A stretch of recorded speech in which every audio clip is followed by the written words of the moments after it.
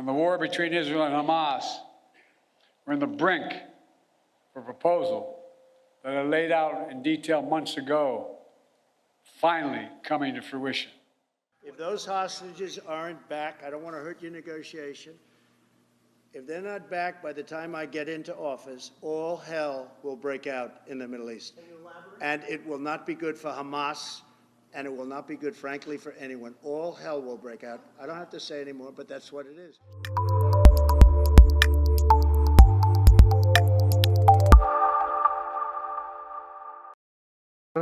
Terjadi perkembangan yang cukup signifikan dalam konflik Palestina-Israel, yaitu tercapainya kesepakatan gencatan senjata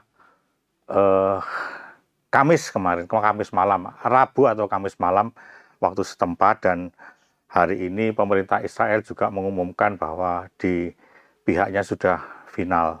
Nah, gencatan senjata ini bisa dipandang sebagai sebuah perkembangan yang menggembirakan gitu. Setidaknya publik internasional bisa melihat prospek terhentinya perang yang pecah sejak tanggal 7 Oktober 2023 yang sekarang sudah menewaskan hampir 47.000 warga Gaza dan ratusan lagi di pihak Israel, baik sipil maupun militer.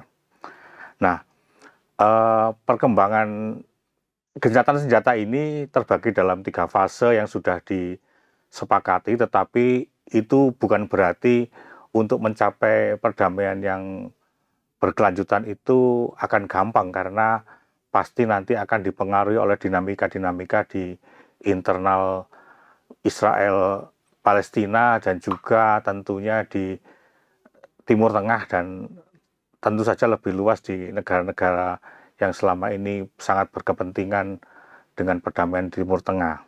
Nah, bersama saya siang ini sudah hadir Bapak Kisino Bawono, Sarjana Ilmu Politik, Master of Science, pengajar Program Studi Hubungan Internasional Universitas Katolik Parahyangan Bandung. Selamat siang Pak Kisino. Selamat siang Pak Adi. Terima kasih atas undangannya. Iya, terima kasih juga menyempatkan waktunya Pak Kisino ya. Nah, Pak Kisino, sebagai peneliti yang khusus mendalami masalah Timur Tengah, khususnya konflik Palestina-Israel, apa pandangan Bapak ketika pertama kali mendengar kesepakatan gencatan senjata ini sudah deal?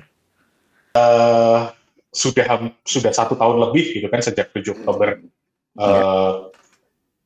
Kekerasan berlangsung, ada perang antara pihak Israel dengan Hamas di Gaza, kemudian meluas juga sampai ke Lebanon bahkan, gitu kan. Ini masih menyisakan masalah, gitu ya, bahwa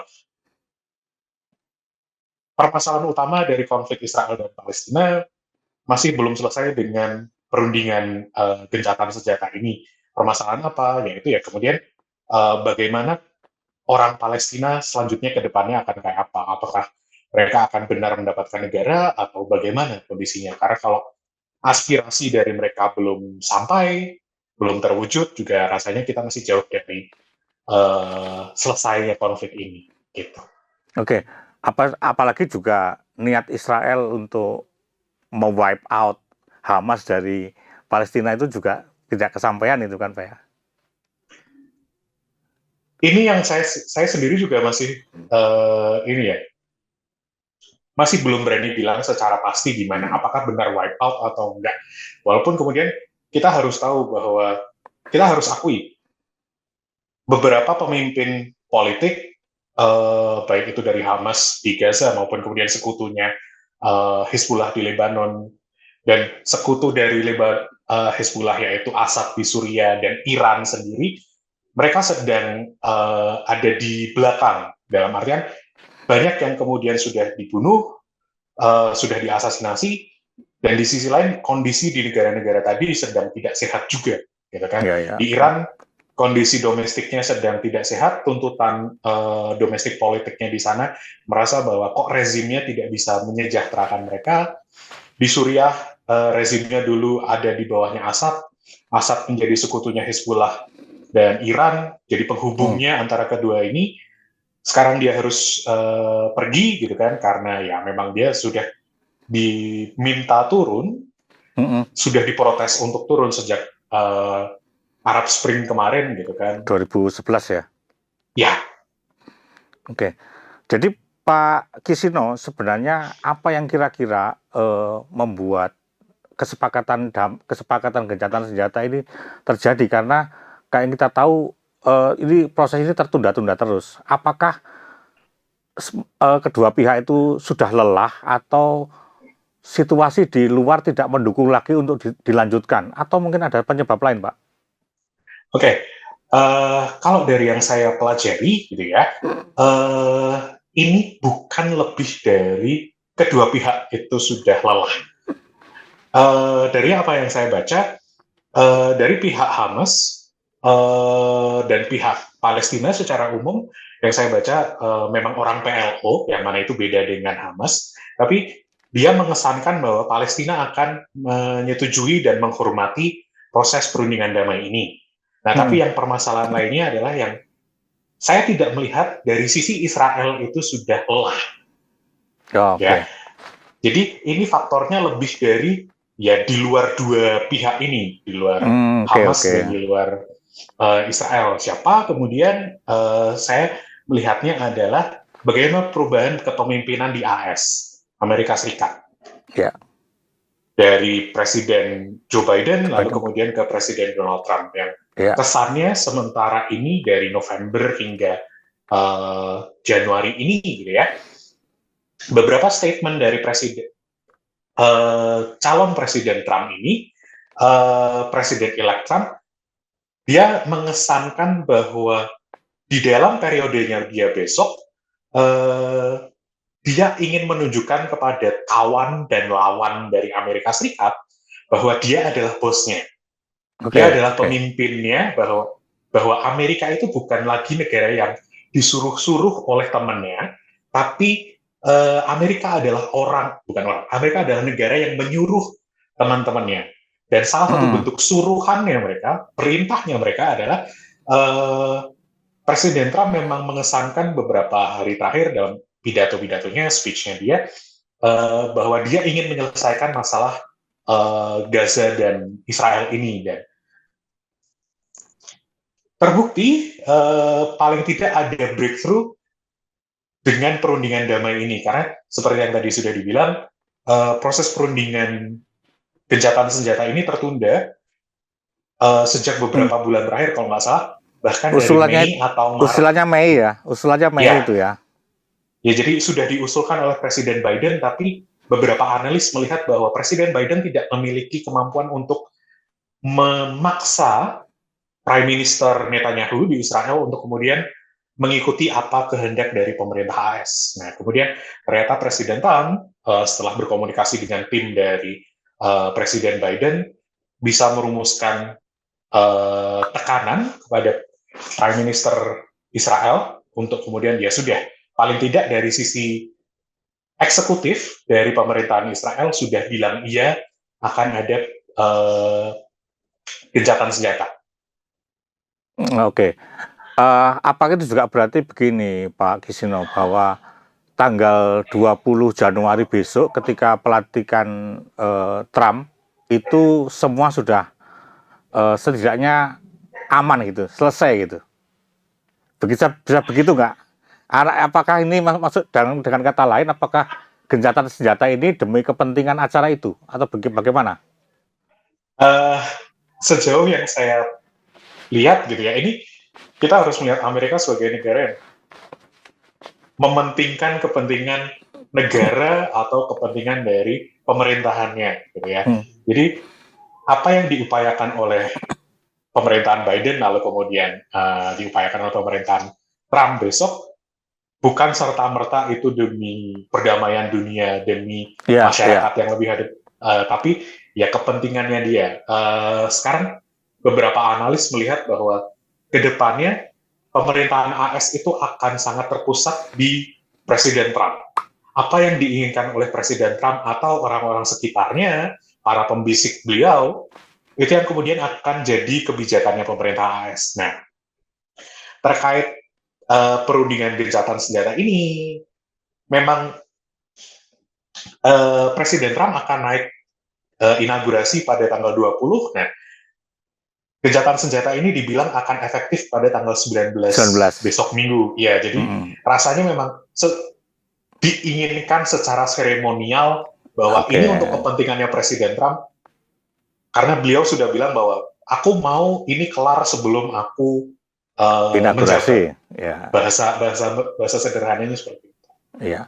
Nah, Pak, kalau kita melihat, mungkin Pak Kisno juga sudah melihat poin-poin kesepakatan ini ya, kesepakatan gencatan senjata itu kan sudah mulai beredar tuh ya. Antara lain yang saya soroti sebenarnya, eh, yang paling poin yang cukup penting adalah pertukaran tawanan ya. Nah, kalau kita Ya. melihat pada fase pertama ini ada 33 sandera ya, sandera Israel ditawan Hamas dan kemudian akan dipertukarkan dengan sekitar 1.000 warga Palestina yang sebagian besar dianggap tidak terlibat dalam peristiwa 7 Oktober gitu. Oktober. Nah, menurut Pak Kisno gimana ini? Apakah sepertinya kalau dari sisi jumlah itu tidak berimbang gitu ya? Apakah bagaimana? Oke, kita harus akui bahwa kenapa jumlahnya tidak berimbang seperti itu, karena memang secara rutin pemerintah Israel itu memang kemudian melakukan penangkapan-penangkapan terhadap orang-orang Palestina yang ada di wilayah Israel maupun tepi barat, yang secara administratif ada di bawah kekuasaan dari Palestinian Authority. Iya. Gitu ya. Pemerintah Israel memang rutin melakukan penangkapan terhadap orang-orang Palestina. Atas dasar apa? Begitu sekian banyak alasan, tapi kebanyakan itu kemudian kalau para kritikus terhadap Israel, mereka bilang itu adalah penangkapan yang ekstrajudisial. Jadi tidak dilakukan secara sesuai dengan koridor hukumnya mereka. Misalkan karena orang mengkritik di sosial media, atau mereka berkumpul bersama teman-teman Palestinanya, atau melakukan protes tertentu yang dianggap mungkin protesnya adalah protes-protes non-violence gitu ya, mir kekerasan, tapi ternyata itu tidak bisa dianggap oleh pemerintah Israel, atau bahkan ketika orang Palestina melakukan retaliasi terhadap kekerasan dari pemukim Israel, misalnya begitu. Ya. Jadi mungkin ini dianggap sebagai tahanan yang nilainya tidak tinggi gitu ya, dibanding dengan kan ada jumlah tuh satu sandera tentara perempuan ditukar dengan berapa 50 tahanan gitu ya, kalau nggak salah ya begitu. Nah, mungkin tahanan-tahanan Palestina dianggap tidak sepenting dengan serdadu itu ya, mungkin seperti itu Pak ya. Yes. Jadi salah satu bagaimana cara memahami Israel itu adalah memahami bagaimana mereka merasa terancam. Salah satu ancamannya mereka adalah bagaimana secara demografi atau jumlah penduduk atau jumlah manusia yang idealnya bagi mereka adalah semakin banyak orang Yahudi di Israel, mereka akan semakin aman. Nah, ketika mereka kehilangan 1, 2, 3, atau puluhan atau ratusan, itu akan lebih terasa di orang Israel. Pemerintah di Israel dari zaman dulu hingga sekarang selalu dituntut oleh masyarakatnya untuk lebih hati-hati dengan jumlah penduduknya mereka. Karena apa? Ya, mereka merasa kalau kehilangan sesama orang Yahudi itu lebih penting dibandingkan ada sekian ribu orang Palestina meninggal. Buat mereka itu kayak, bahasa kasarnya dalam perspektif mereka, sekian ribu orang Palestina meninggal, entah itu dibunuh dan semacamnya, itu cuma statistik, itu cuma angka. Tapi kalau ada belasan, ada puluhan, apalagi ratusan, hingga kalau kemarin kan ada beberapa data, di 7 Oktober 1.000-an orang Israel kemudian menjadi korban, entah meninggal, entah disandra, entah terluka. Nah, itu menjadi skandal besar di pemerintahan Israel. Tapi ketika ada sekian puluh ribu meninggal di Gaza, mereka kasarnya peduli setan. Oke. Bisa dipahami. Apalagi sekarang yang pernah saya baca itu penduduk Arab Israel penduduk etnis Arab di Israel itu semakin tingkat pertumbuhannya lebih tinggi daripada orang Yahudi sendiri ya Pak? Yes. Jadi kita bisa merefleksikan ketakutan ini dari analogi sederhana bahwa proyek Zionisme dan proyek pendirian Israel, negara Israel ini adalah sederhananya proyek di mana satu orang itu ingin mengambil alih rumah orang lain. Oh, Dan pengen bilang bahwa saya adalah masyarakat di rumah itu, saya yang pemilik asli rumah itu. Nah, si masyarakat yang Zionis ini, mereka tidak bisa mengklaim bahwa mereka adalah masyarakat asli di Israel garis miring Palestina, kalau orang Palestinanya masih ada, orang Palestinanya masih banyak. Jadi halangan pertama dari proyek Israel, proyek pendirian negara, proyek tanah air bagi orang Yahudi ini adalah orang Palestina. Maka kemudian orang Palestinanya harus diapakan? Dihilangkan. Ketika orang Palestinanya kemudian secara jumlah beberapa tahun terakhir ini demografinya mereka pertumbuhan penduduknya lebih tinggi dibandingkan kelompok Yahudi secara umum, ya itu jadi masalah di Israel. Itu yang ketakutan demografi mereka sudah terjadi dari zaman dulu hingga sekarang. Oke. Pak Kisino, kita balik ke soal term-term dalam gencatan senjata kembali. Nah, yang saya sempat baca di berita di Israel bahwa masih ada dinamika di dalam kabinet Netanyahu yang saya kira garis kelompok kanannya sangat banyak, kelompok radikalnya sama cukup banyak tuh di situ. Nah, apakah kalau ini kesepakatan ini disetujui, apakah ini semacam perubahan perubahan kekuatan di dalam kabinet atau sebenarnya mereka semacam minggir aja, step aside gitu, nanti balik lagi gitu? Oke, terkait dinamika politik domestik di Israel, pertama kita harus tahu bahwa kita harus mulai dengan Israel itu adalah negara yang sistemnya parlementer, dipimpin oleh Perdana Menteri. Perdana Menteri ini dipilih oleh majority atau siapa yang paling banyak di Knesset, atau kalau di Indonesia ini semacam DPR-nya. Parlemennya. Nah, ya parlemennya. Pemerintahan Benyamin Netanyahu yang sekarang ini kemudian bisa berdiri karena ada kelompok sayap kanan, dua kelompok sayap kanan atau partai besar sayap kanan selain partainya Benyamin Netanyahu adalah partai Religious National Zionist, National Religious Zionist, sama partai Jewish Power. Satu itu dipimpin oleh Menteri Bezalel Smotrich, dia yang menjadi Menteri Keuangan. Satu lagi itu dipimpin oleh Itamar Ben-Gvir, dia yang menjadi Menteri Internal Security-nya.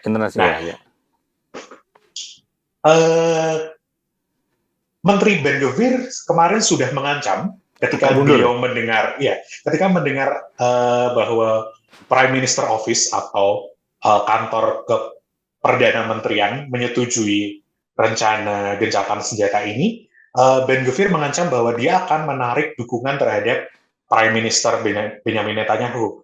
Begitu pula dia juga sudah mengajak Bezalel Smotrich dari Partai National Religious Zionist untuk menarik dukungannya juga dari koalisi.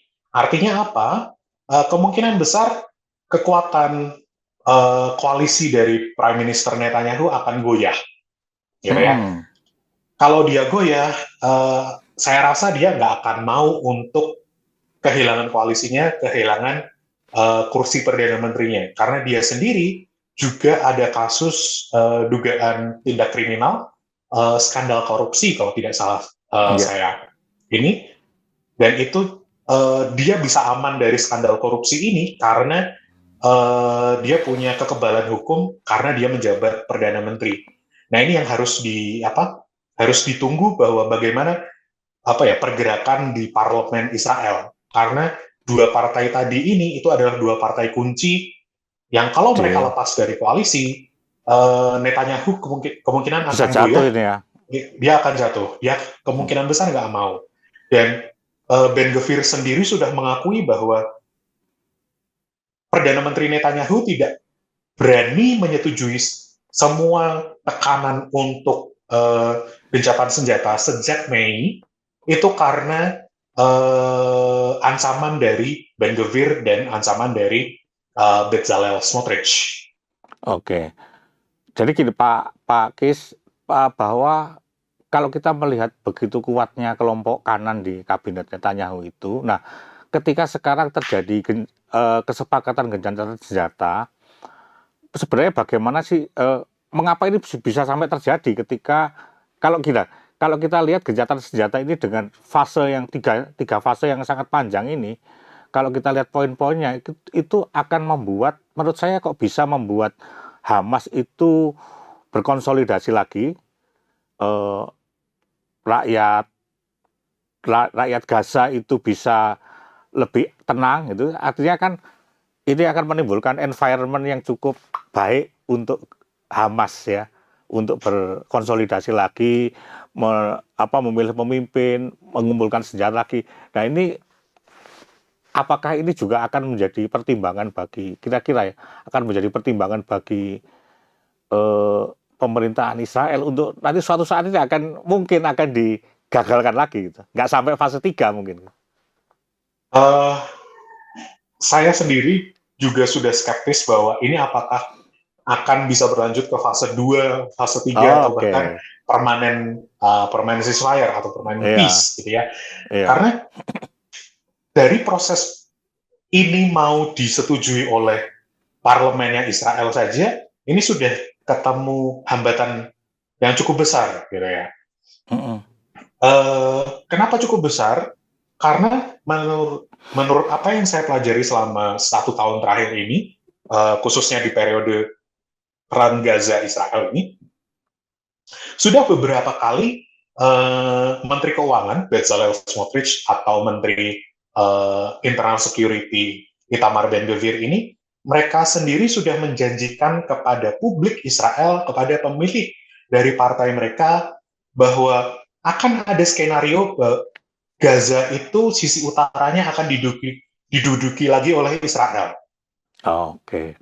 Mereka semacam tidak rela kalau kemudian ya mereka sudah terlanjur janji. Kelompok pemilih dari partai Bezalel Smotrich dan partai dari Itamar Ben Gvir adalah pemilik-pemilik ideologis. Sementara janji yang diberikan ini janji ideologis. Ya ini akan ditakutkan membunuh karir politik dari kedua politisi ini, membunuh karir politik dari partai ini. Radikal sayap kanannya mereka ini adalah radikal yang fanatik. Jadi mereka sudah dapat kesempatan untuk, wah kita bisa ini, akuisisi, kita aneksasi Gaza Utara. Mereka sempat punya harapan bahwa Presiden Trump itu akan memberikan ruang yang lebih luas dibandingkan Presiden Biden. Ruang untuk apa? Ruang untuk aneksasi, ruang untuk kekerasan terhadap Palestina dan semacamnya. Tapi ternyata berbalik arah.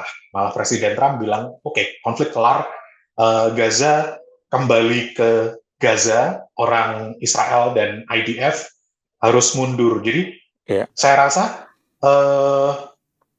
skenario yang sementara ada di kepala orang Israel dan pemerintahan Israel,